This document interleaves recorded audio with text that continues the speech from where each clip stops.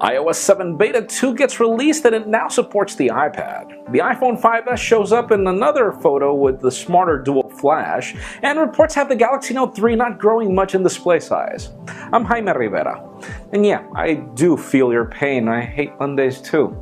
But this is Pocketnow Daily.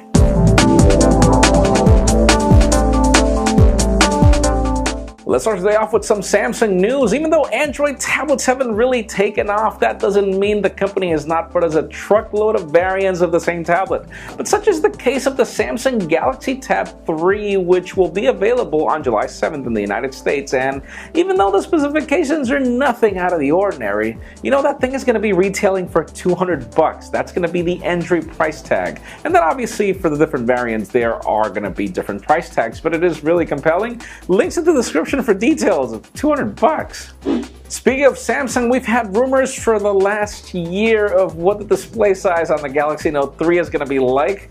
First we heard 5.9 inches, then 6.3 inches, and then we got the Galaxy Mega smartphone, so we know where that's going. But according to a very trusted source that we have, it's going to be a 5.7-inch display, and it's interesting that it's not growing much from the Galaxy Note 2 that's at 5.5 inches, but then again, how big is a smartphone for it to still be usable? So 5.7 inches, is that okay with you guys? Leave us a comment.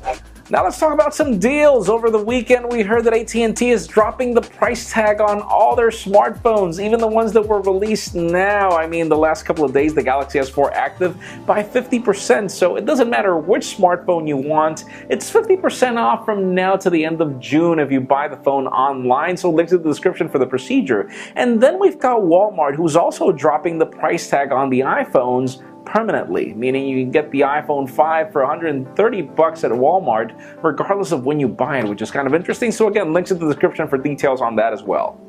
Now let's move over to Apple, as the company has now released their Beta 2 of iOS 7, and even though it's got some enhancements to Siri and some bug fixes here and there, the only cool thing is that it actually now runs on the iPad. And even though a lot of people are celebrating over that, links in the description, watch our video on our hands-on of iOS 7 on the iPad.